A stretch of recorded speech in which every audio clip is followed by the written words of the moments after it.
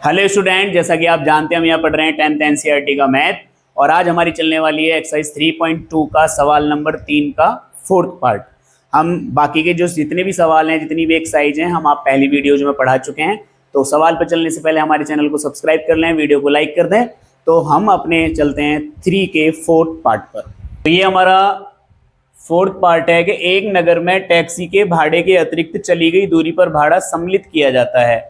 10 kilometre दूरी के लिए भाड़ा 105 रुपये है तथा 15 किलोमीटर दूरी के लिए भाड़ा 155 रुपये है। तो नियत भाड़ा और प्रति किलोमीटर का भाड़ा क्या है? एक व्यक्ति को 25 किलोमीटर यात्रा करने के लिए कितना भाड़ा देना होगा? ये दूसरा पार्ट है इसका। पहला पार्ट है कि नियत भाड़ा, यानी भाड़ा माने होता है किराया। भाड़ा मीन्स मतलब क्या होता है? किराया। समझ रहे हो मेरी बात? इसका मतलब होता है आपका किराया। प्रति किलोमीटर भाड़ा क्या होगा? तो यानी हमें निकालना है कि जो नियत है उस गाड़ी का और जो प्रति किलोमीटर का किराया है वो क्या होना है। ठीक है ना? तो हमें वो दोनों चीज निकालनी है। तो उसके लिए हम क्या करेंगे? तो हम नियत भाड़ा और प्रति किलोमीटर भाड़ा क्या है इसके लिए हम एक्स और वाई मान लेंगे। तो हम मानेंगे कि माना जो टैक्सी का है, मानना में क्या चाहिए? जो हमको पूछा है वही मान लीजिए। माना टैक्सी का जो नियत भाड़ा है वो मान लीजिए आपका 100 रुपये है। और ऐसे ही मान लो कि टैक्सी का प्रति किलोमीटर का भाड़ा, टैक्सी का प्रति किलोमीटर का भाड़ा जो आप मान लो वाई रुपये, यानी टैक्सी का प्रति किलोमीटर का भाड़ा हमने वाई रुपये मान लिया। ठीक है ना? मार्कर चेंज कर लेते हैं। ठीक है, प्रति किलोमीटर का भाड़ा वाई रुपये मान लिया। तो अब हमें शर्त कैसे बनानी है वो आपको समझना पड़ेगा कि अब हमें शर्त कैसे बनानी है। तो पहले इस सवाल को समझने की कोशिश करो।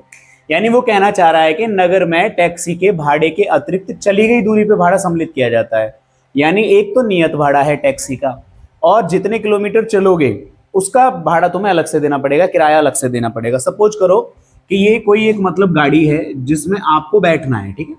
जिसमें आपको बैठना है इस गाड़ी में।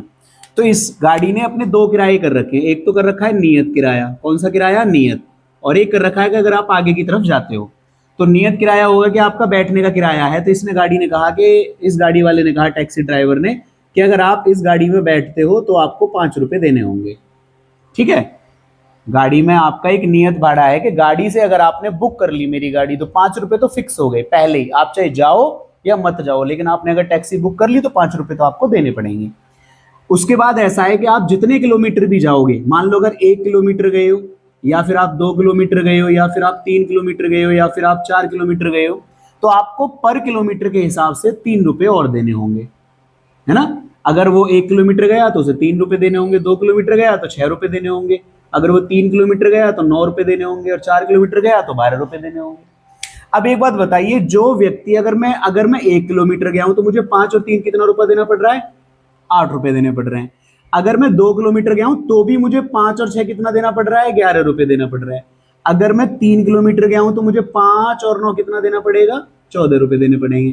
अगर मैं 4 किलोमीटर गया हूं तो मुझे 5 और 12 कितना देना पड़ेगा? 17 रुपये देने पड़ेंगे। यानी आप समझने की कोशिश करो कि 5 रुपये हर एक किराए में ऐड होंगे। अगर आप जितने किलोमीटर जा रहे हो उसका किराया तो अलग है, यानी 3 रुपये 4 रुपये जो भी है, और जो टैक्सी में बैठने का किराया है वो अलग है। तो टैक्सी में बैठते ही आपको रुपए उतने हो गए। जैसे मान आपने कहा कि नहीं मुझे तो 1 भी किलोमीटर नहीं जाना, 0 किलोमीटर जाना है, तो भी आपको यहां तो कोई रुपया नहीं देना, लेकिन 5 रुपये फिर भी देने पड़ेंगे क्योंकि आपने टैक्सी बुक की है। तो समझ रहे हो? तो यानी इस वाले किराए को अगर मैं जो 5 रुपये किराया, जो नियत किराया, अगर मैं उसको एक्स मान लूं, क्या मान लूं? एक्स मान लूं, और मैं जितने किलोमीटर गया हूं उसका किराया जो 3 रुपये, क्योंकि मुझे किराए को माना है ना हमने एक्स और वाई। मान लीजिए 5 रुपये है और ये 3 रुपये है, तो इसको मैंने 5 रुपये को तो क्या मान लिया? एक्स, और इस 3 रुपये को मैंने मान लिया वाई।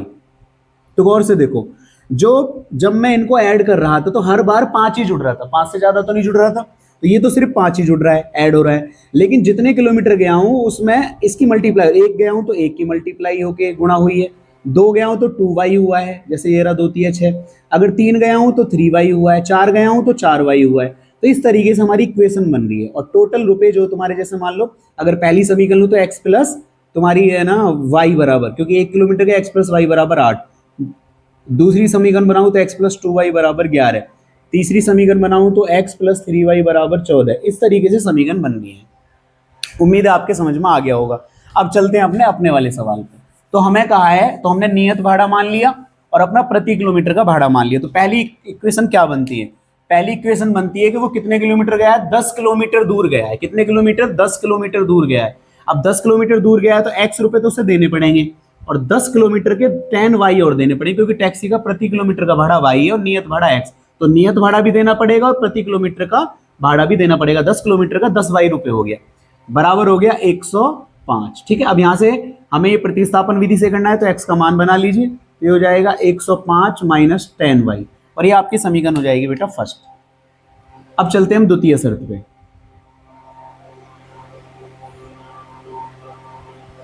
द्वितीय शर्त क्या कह रही है कि 15 किलोमीटर गया है। 15 किलोमीटर के लिए 155 रुपए दिए, तो x रुपए तो देने पड़ेंगे और 15 किलोमीटर गया है तो 15 y रुपए देने पड़ेंगे और बराबर कितना हो गया? 155 हो गया। ठीक है, अब हम यहाँ x का मान यहां से यहां रख देंगे, समीकरण फर्स्ट से x का मान रखेंगे। ठीक है, तो समीकरण फर्स्ट से x का मान रखने पर, चलिए इधर रखते हैं, समीकरण फर्स्ट से x का मान रखते हैं। तो यहाँ x की जगह ये रख जाएगा 105 माइनस 10y और प्लस क्या है? प्लस 15y, प्लस 15y बराबर में कितना है? 155। चलिए 105 को उधर लेके जाइए, यहाँ माइनस 10y प्लस का 15y तो कितना बचा? 5y। तो उधर हो गया 155 माइनस 105, तो यहाँ आया 5y। 155 में से 5 गए तो कितने बचे? 50। तो 5 से 50 कट गया 10 टाइम्स, तो y इक्वल टू कितना आ गया? 10 आ गया। अब y का मान आप किस में रख दीजिए? समीकरण फर्स्ट में रख दीजिए। तो y का मान हम रखेंगे समीकरण फर्स्ट में, जो कि हम हर सवाल में करते हुए आ रहे हैं। सबसे मेन में कि हम क्या करें कि समीकरण बनाना सीख लें। ठीक है, फर्स्ट में रखने पर, तो समीकरण फर्स्ट में रखिए। तो x equal to 105 minus 10 into y का मान 10, ये 10 हो गया और y का मान 10 हो गया। तो x इक्वल टू 105 100 और x बराबर आ गया 5 रुपए। देखो 5 ही आया, हमने भी 5 ही माना था, लेकिन ये वाला बदल गया है बस। ठीक है, तो x बराबर कितना आ गया? 5 रुपए आ गया। यानी आपको क्या पता लग गया कि जो हमारा नियत भाड़ा है, नियत भाड़ा यानी नियत किराया, जो नियत भाड़ा है वो कितना है आपका? 5 रुपए है। और जो आपका प्रति किलोमीटर का भाड़ा है, कितने का? प्रति किलोमीटर का भाड़ा, वो आपका कितने रुपए है? 10 रुपए है। तो यहां से हमें दोनों पता लग गया।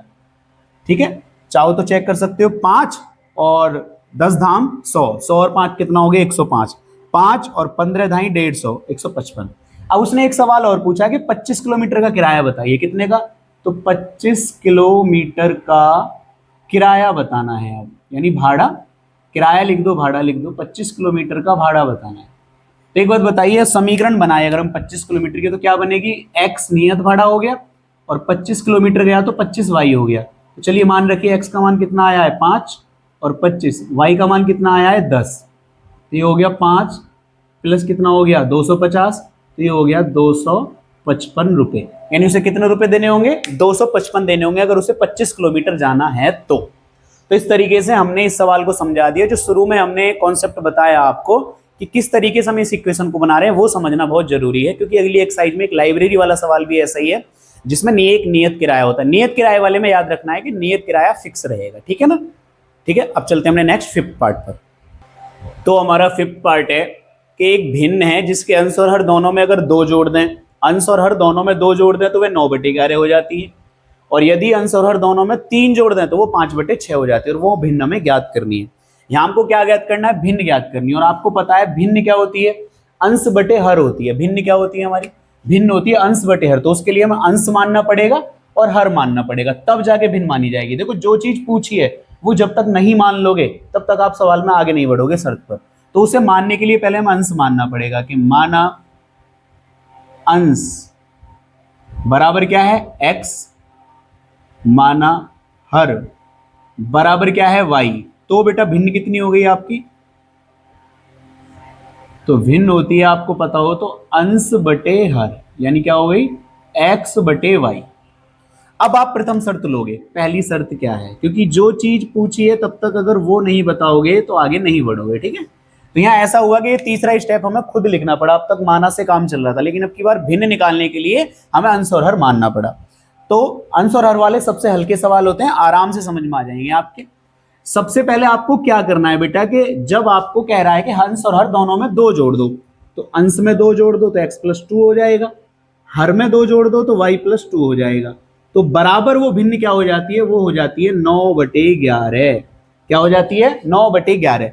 आपको अब क्या करना है, क्रॉस मल्टीप्लाई करनी है। तो 11 की मल्टीप्लाई इसमें करेंगे तो ये हो जाएगा 11x, 11 दूनी 22, 9 की गुणा करेंगे तो 9y और 9 दूनी 18, ठीक है। अब y वाला एक तरफ ले आइए तो 11x, या फिर हमें तो x का मान बनाना है तो 22 को उधर लेके जाइए, 11x को यहीं रख लीजिए क्योंकि प्रतिस्थापन विधि से करना है। तो +18 और ये माइनस में क्या चला गया, 22 चला गया। तो ये आपका हो गया 11x, 9y और यहाँ आपका 18 में से 22 गए तो माइनस के 4 बचे क्योंकि माइनस की संख्या बड़ी है। तो यहाँ से हमारा x का जो मान आया बेटा वो आया 9y - 4/11। तो हमारा x का मान अपॉन में आया है, कोई दिक्कत नहीं।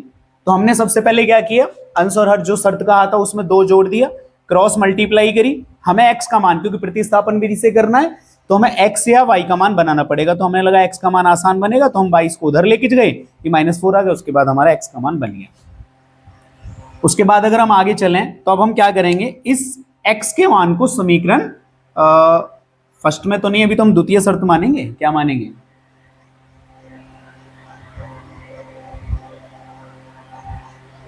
तो अब हम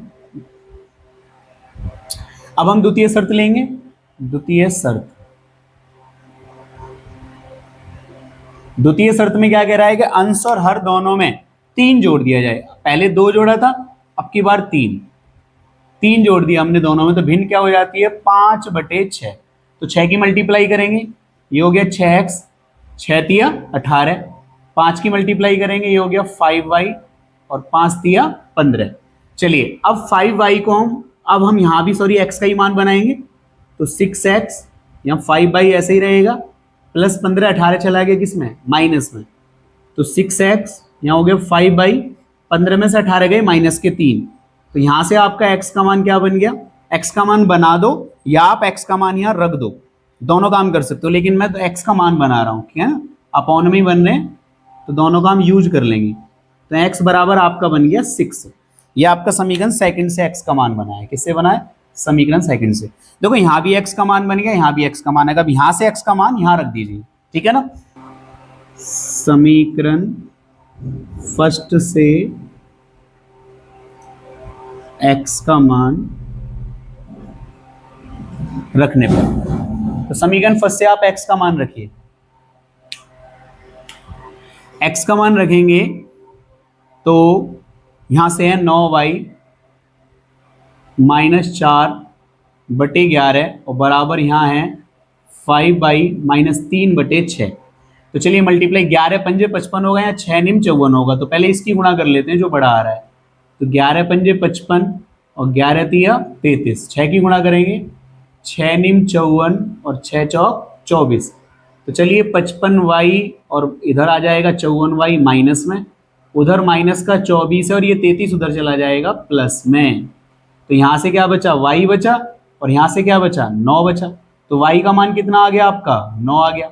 अब y का मान किस में रखोगे, समीकरण फर्स्ट या सेकंड किसी में भी रख लीजिए। तो y का मान समीकरण फर्स्ट में रखने पर, इक्वेशन थोड़ी बड़ी हो सकती है लेकिन सवाल बहुत इजी होता है, ठीक है। तो x बराबर 9y यानी 9 × 9 -4/11। तो x 81 - 4/11। तो x का आया 77/11 यानी 11 सत्ते 77। तो x का मान आ गया बेटा आपका 7। तो आपका y का मान 9 आया और x का मान 7 आया। तो बेटा मैं यहां लिख रहा हूं भिन्न क्या हुई हमारी, तो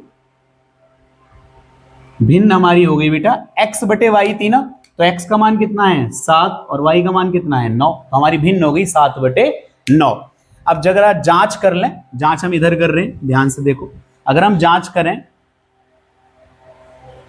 तो जांच में क्या होगा कि उसने कहा था के अंश और हर में अगर 2 जोड़ दें, 2 जोड़ दिया तो ये 7 और 2 9, 9 और 2 11, तो 9/11 भिन्न हो जाती है।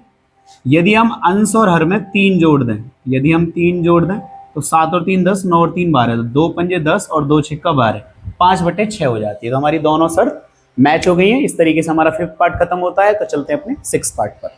तो ये हमारा 6th पार्ट है जिसमें कह रहा है कि 5 वर्ष बाद जैकब की आयु उसकी पुत्र की आयु से 3 गुनी हो जाएगी और 5 वर्ष पूर्व जैकब की आयु उसके पुत्र की आयु की 7 गुनी थी। तो हमें उन दोनों की आयु बतानी है, वर्तमान आयु। तो जो पूछा है पहले उसको मान लेते हैं कि माना जैकब की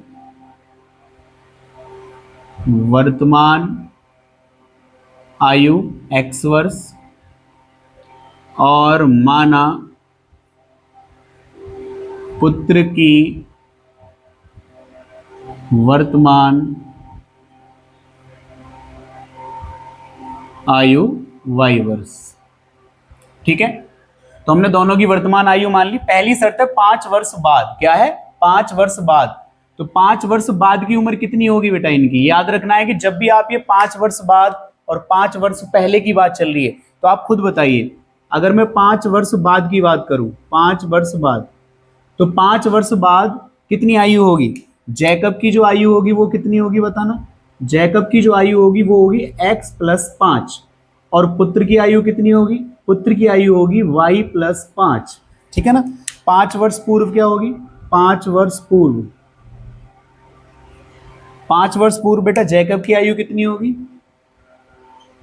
जैकब की आयु होगी x - 5 और पुत्र की आयु कितनी होगी? पुत्र की आयु होगी y - 5।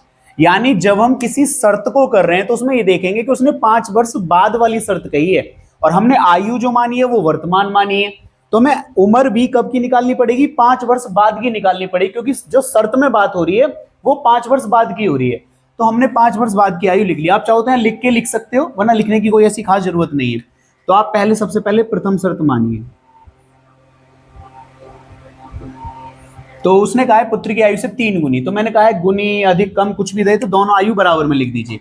जो पहली वाली शर्त में 5 वर्ष बाद आ रहा है ना, तो 5 वर्ष बाद वाली जैकब की आयु कितनी है? x + 5 और बराबर पुत्र की आयु कितनी है? y + 5। वैसे हमेशा याद रखना, जो पिता पुत्र में बात होती है तो हमेशा पुत्र में ही मल्टीप्लाई होगी, पुत्र में ही प्लस होगा, पुत्र में ही माइनस होगा। ये बात हमेशा याद रखनी है, क्योंकि पुत्र पिता से हमेशा छोटा होता है, तो इसलिए हमेशा जो गुना या अधिक कम सब पुत्र के अंदर ही होगा। ठीक है ना? तो उसने कहा पुत्र की आयु, तो वैसे भी मैंने तुम्हें बता रखा है कि जिसके पीछे लिख रहा है उसी से करना है। पुत्र की आयु से 3 गुनी, तो पुत्र की आयु की 3 गुनी कर देंगे। तो हम इसको करेंगे तो ये हो जाएगा x + 5, 3y, 3 पंजे 15। तो हमें x का मान बनाना है, तो x बराबर 3y + 15 - 5। तो x का मान बन गया बेटा 3y + 10। तो ये हमारी समीकरण हो गई फर्स्ट। अब हम चलते हैं अपनी दूसरी शर्त पर। द्वितीय शर्त में क्या कह रहा है? द्वितीय शर्त में कह रहा है 5 वर्ष पूर्व, पहले वाली। तो आज से 5 वर्ष पूर्व, क्योंकि वर्तमान आयु मानी है तो 5 वर्ष पूर्व की हमने दोनों की आयु मान लिए। तो फिर से हम दोनों को बराबर में रख देते हैं, x - 5 और y - 5। पुत्र की आयु की 7 गुनी, पुत्र की आयु की। वैसे पिता पुत्र में मैंने बता दिया हमेशा पुत्र की आयु में होगा। x - 5, 7y और 7 पंजे 35। तो चलिए यहां आप x का मान लिख दीजिए, समीकरण फर्स्ट से x का मान रख लीजिए। तो समीकरण फर्स्ट से x का मान रखने पर रखिए, तो x का मान है 3y + 10। तो यहां हो गया 3y + 10 और पीछे क्या आ रहा है आपका -5 बराबर हो गया 7y - 35। तो यहाँ 3y और y वाला इधर ले आइए, पहले यहाँ इसे हल कर लीजिए। 10 में से 5 गए, कितने बचे? 5 बराबर 7y, या इधर ही ले आइए 7y को, 7y और आपका चलो अभी उधर ही रखो 7y - 35। तो अब y वाला इधर ले आइए या y वाला उधर ले जाइए, क्योंकि ये उधर माइनस में जाएगा, ये क्योंकि बड़ा है। तो आप एक काम कीजिए, इधर 5 उधर से 35 को ले आइए, इधर किस में आ गया? प्लस में। इधर 7y है, 3y का में चला गया माइनस में। तो 35 और 5 कितने हो गए? 40 और 7 में से 3 के कितने हो गए? 4। 4 से कट गया कितनी बार? 10 बार। तो y का मान आपका बेटा कितना आ गया? 10 आ गया। y का मान कितना आ गया 10। अब इस y के मान को आप समीकरण फर्स्ट में रख लीजिए, तो y का मान समीकरण फर्स्ट में रखने पर, बेटा हमें सवालों में टाइम इसलिए ही लगता है क्योंकि हम प्रत्येक लैंग्वेज को लिखते हैं, ठीक है ना। तो x इक्वल टू 3 इंटू 10 और प्लस 10, 30 और 10, तो x का मान आ गया आपका 40, ठीक है। तो हमारी जैकब की आयु कितनी आई, तो जैकब की आयु आ गई 40 वर्ष और पुत्र की आयु आ गई 10 वर्ष, ठीक है। तो इस तरीके से हमें दोनों आयु पता लगी 40 और 10, ठीक है। अब चेक करना चाहो तो जांच कर सकते हो, तो 40 है और 10 है, उसने कहा था 5 वर्ष बाद, तो 5 5 10 और 5 15 45 हो गई, 40 5 45, 5 वर्ष पहले, तो यहाँ आपका 35 हो गया और यहाँ आपका 7 हो गया, वो 5 हो गया, तो 5 7 35 7। तो इसी के साथ बेटा आपकी 3.2 खत्म होती है और हमने 3.2 कंप्लीट तरीके से पढ़ी है। वीडियो 3 पार्ट में 2 पार्टों में लंबी हो गई है, लेकिन आप एक बात याद रखें, जिन बच्चों को प्रॉपर लैंग्वेज भी समझ में नहीं आती है, हर एक कोई बच्चा होशियार नहीं होता, कुछ बच्चे कमजोर भी होते हैं, जिनको है ना प्रॉपर लैंग्वेज की भी जरूरत पड़ती है कि किस प्रकार हमको कहाँ लिखना है। जो बच्चे बहुत अच्छे हैं पढ़ने में वो है ना इस वीडियो को स्पीड से देख सकते हैं समझने के लिए, लेकिन जो बच्चे कमजोर हैं वो लैंग्वेज के साथ धीरे धीरे आराम से इसको देख सकते हैं। इसलिए हम प्रॉपर एक लैंग्वेज के साथ हर सवाल को करना चाह रहे हैं, चाहे वीडियो कितनी भी लंबी हो जाए, तो अपने हिसाब से वीडियो को देख सकते हैं। जो बच्चे ठीक हैं वो थोड़ा स्पीड से देख सकते हैं और जो बच्चे कमजोर हैं वो आराम से रिलैक्स होकर इन सवालों को देख सकते हैं, प्रॉपर एक लैंग्वेज के साथ सवाल को कर सकते हैं, ठीक है ना। तो चलते हैं, मिलते हैं नेक्स्ट वीडियो में। उससे पहले हमारे चैनल को सब्सक्राइब कर लें, वीडियो को लाइक कर दें। धन्यवाद।